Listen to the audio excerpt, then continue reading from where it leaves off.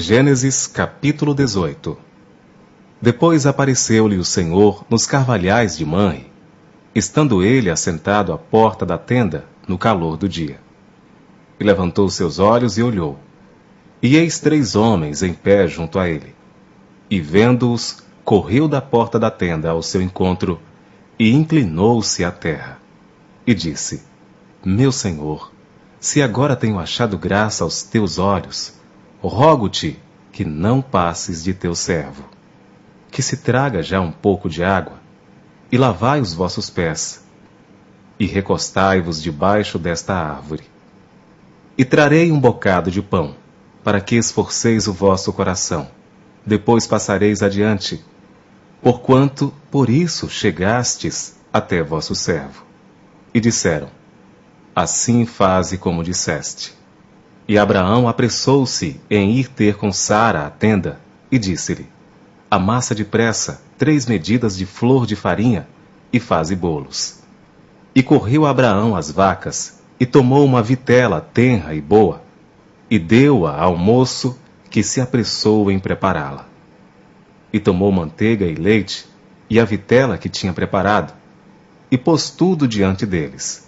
E ele estava em pé junto a eles debaixo da árvore, e comeram. E disseram-lhe: Onde está Sara, tua mulher? E ele disse: Ei-la aí na tenda. E disse: Certamente, tornarei a ti por este tempo da vida, e eis que Sara, tua mulher, terá um filho. E Sara escutava à porta da tenda, que estava atrás dele. E eram Abraão e Sara já velhos e adiantados em idade. Já Sara havia cessado o costume das mulheres. Assim, pois, riu-se Sara consigo, dizendo: Terei ainda deleite depois de haver envelhecido, sendo também o meu senhor já velho? E disse o Senhor a Abraão: Por que se riu Sara, dizendo: Na verdade darei eu à luz ainda, havendo já envelhecido? Haveria coisa alguma difícil ao Senhor? Ao tempo determinado, tornarei a ti, por este tempo da vida, e Sara terá um filho. E Sara negou, dizendo: Não me ri, porquanto temeu.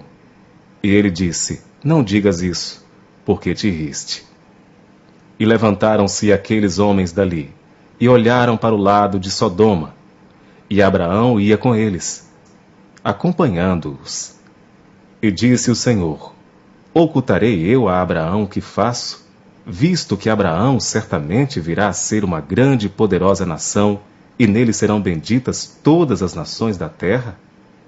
Porque eu o tenho conhecido, e sei que ele há de ordenar a seus filhos e a sua casa depois dele, para que guardem o caminho do Senhor, para agir com justiça e juízo, para que o Senhor faça vir sobre Abraão o que acerca dele tem falado. E disse mais o Senhor: Porquanto o clamor de Sodoma e Gomorra se tem multiplicado, e porquanto o seu pecado se tem agravado muito, descerei agora, e verei se com efeito tem praticado segundo o seu clamor, que é vindo até mim. E se não, sabe-lo-ei. Então viraram aqueles homens os rostos dali, e foram-se para Sodoma, mas Abraão ficou ainda em pé diante da face do Senhor. E chegou-se a Abraão, dizendo: Destruirás também o justo com o ímpio?